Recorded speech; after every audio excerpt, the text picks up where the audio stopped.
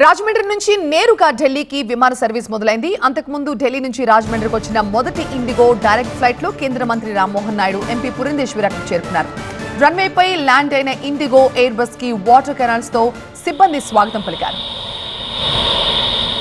ఇంతకుముందు విదేశాలకు వెళ్లాలంటే హైదరాబాద్ లేదంటే విజయవాడకు వెళ్లి ఫ్లైట్ ఎక్కాల్సి ఉండేది. ఇప్పుడు ఢిల్లీకి గానీ ముంబైకి గానీ నేరుగా వెళ్లి అక్కడి నుంచి నేరుగా విదేశాలకు వెళ్లే అవకాశం సామాన్యులకు లభించింది. కాకినాడ ఎయిర్పోర్ట్ విషయంలో ల్యాండ్ సహా ఫీజిబిలిటీపై ఫోకస్ పెంచామని చెప్తున్నారు కేంద్ర మంత్రి రామ్మోహన్ నాయుడు. పూర్తి వివరాలు రాజమండ్రి నుంచి మా స్పెషల్ కరెస్పాండెంట్ సత్య అందిస్తారు.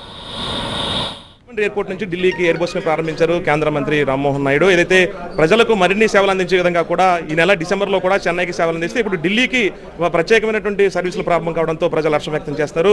రాజమండ్రి ఎయిర్పోర్ట్ మీద ప్రత్యేక దృష్టి సారించారు. అంటే గోదావరి జిల్లాలకు సంబంధించిన అనుబంధం చాలా ఉంటుందంటే ఇంకా మరిన్ని సర్వీసులు రాబోతున్నాయి. ఈరోజు ఢిల్లీ ప్రారంభించారు. ఇక్కడ నుంచి ప్రధాన డిమాండ్ ఈ ఢిల్లీ తాలూకా కనెక్టివిటీ గురించి ఉండింది. దాన్ని మళ్ళీ హైలైట్ చేశారు మన పురంధేశ్వరి గారు కూడా చాలా సందర్భాల్లో చెప్పారు. లోకల్ లీడర్స్ అందరూ కూడా దాని గురించి చెప్పడం జరిగింది. సో దాని మీదే ఫస్ట్ ఫోకస్ పెట్టి అది ఎలా అయినా సాధించాలనుకున్నాం. అయితే యాడెడ్ బెనిఫిట్ కింద ఢిల్లీతో పాటు ముంబైని కూడా ఈరోజు స్టార్ట్ చేసుకోగలిగాం. మొట్టమొదటిసారి చరిత్రలో ఎయిర్ బస్ ఇక్కడ రాజమండ్రి ఎయిర్పోర్ట్ నుంచి స్టార్ట్ చేసే ప్రయత్నం మనది సఫలమైంది.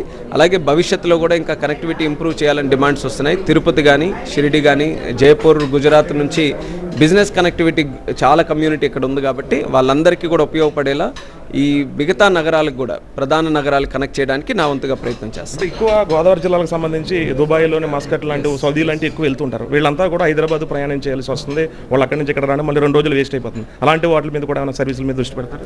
అదే ఇదర్ ఫ్లైట్ తీసుకుంటే హైదరాబాద్ వెళ్ళి ప్రయాణం చేయాలి ఇంటర్నేషనల్ ట్రావెలర్స్ ఉంటే, లేదంటే విజయవాడ వెళ్ళాలి, లేకపోతే వైజాగ్ వెళ్ళాలి. అవన్నీ కాకుండా ఈరోజు వాళ్ళు ఇంటర్నేషనల్ ట్రావెల్కి వెళ్ళాలంటే నేరుగా ఇక్కడ నుంచి ఢిల్లీకి కానీ ముంబైకి వెళ్ళి అక్కడ నుంచి నెక్స్ట్ ఫ్లైట్ తీసుకునే అవకాశం వీళ్ళు కలుగుతుంది. అది చాలా ఈ లోవర్ మిడిల్ క్లాస్ కానీ మిడిల్ క్లాస్ ఎవరైతే బయట ప్రాంతాల్లో ఇతర దేశాల్లో వర్క్ చేస్తున్నారో వాళ్ళకి మాత్రం చాలా ఊరట కలిగించేటటువంటి కనెక్టివిటీ ఇది. అది ఖచ్చితంగా రానున్న రోజుల్లో అది ఖచ్చితంగా ఉపయోగపడుతుందని బలంగా నమ్ముతున్నారు. కాకినాడ ప్రాంతంలో కూడా ఎయిర్పోర్ట్ రాబోతున్నారు. ఎంపీ ఉదయ్ అన్నారు, మీరు దృష్టికి వచ్చింది అంటే అన్నవరం పరిధిలోనే ఇది వస్తుందని అంటున్నారు. అంటే మీ దృష్టిలో ప్రతిపాదన వచ్చింది? ఎంపీ గారు రిక్వెస్ట్ చేశారు. అక్కడ కూడా పవన్ కళ్యాణ్ గారు కూడా దాని మీద దృష్టి పెట్టారని కూడా చెప్పడం జరిగింది. సో ల్యాండ్ అవైలబిలిటీ ఎక్కడైనా మనం ఎయిర్పోర్ట్ అనుకున్నప్పుడు ఫస్ట్ ల్యాండ్ అవైలబిలిటీ చూడాలి.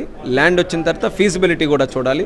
సో ఇనీషియల్ స్టేజెస్లో ఉంది కాబట్టి as and when step by step జరిగిన తర్వాత ఖచ్చితంగా మీడియాకు కూడా తెలియజేస్తాం. మనకి ఆధ్యాత్మికంగా పెట్టింది పేరు గోదావరి జిల్లాలో దక్షిణ కాశీగా కూడా పిలుస్తూ ఉంటారు. సో దానికి సంబంధించి ఈ ఆధ్యాత్మిక మీద ప్రచార మాధ్యమాలకు ఏ రకంగా తీసుకెళ్ళిపోతున్నారు? ముఖ్యంగా ఇది చూసుకుంటే మనకు పుష్కరాలు కూడా ఉన్నాయి. 27లో పుష్కరాలు ఉన్నాయి కాబట్టి దాన్ని దృష్టిలో పెట్టుకొని కూడా కార్యక్రమాలన్నీ కూడా చేస్తున్నాం.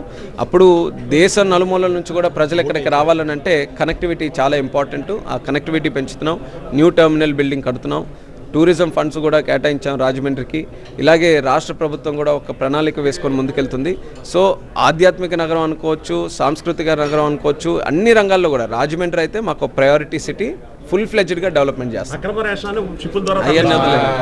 ఇది ప్రస్తుతం కొత్త సంబంధించి ఇప్పటికే ఏదైతే రాజమండ్రి పుష్కరాలు కూడా త్వరగా రాబోతున్నాయి. దానికి సంబంధించి ప్రత్యేకంగా దృష్టి పెట్టాము. ఆధ్యాత్మికంగా కూడా గోదావరి జిల్లాలో ఉంది కాబట్టి మరిన్ని సర్వీసులు తిరుపతి కానివచ్చు, షిరిడి కానివచ్చు, వారణాసి కానివచ్చు, అనేక ప్రాంతాలకు మరిన్ని సేవలు అందించే విధంగా కూడా చర్యలు తీసుకోబోతున్నాం అనేది కేంద్ర మంత్రి రామ్మోహన్ రెడ్డి చెప్తున్నారు. ఈ రోజైతే మాత్రం ఢిల్లీకి ప్రత్యేకమైనటువంటి సేవలు వ్యాపారవేత్తలు కానివచ్చు, గోదావరి జిల్లాల మీద ప్రత్యేక శ్రద్ధ సాధించినటువంటి అటు కాకినాడ ఎంపీ ఇటు పురంధరేశ్వరికి కూడా మరిన్ని ఫలితాలు రాబోతున్నాయి, మరిన్ని సర్వీసులు రాబోతున్నాయి అనేది రామ్మోహన్ రెడ్డి చెప్తున్నారు. కెమెరా పర్సన్ రసూల్తో కలిసి సత్య టీవీ రాజమండ్రి ఎయిర్పోర్ట్ నుంచి.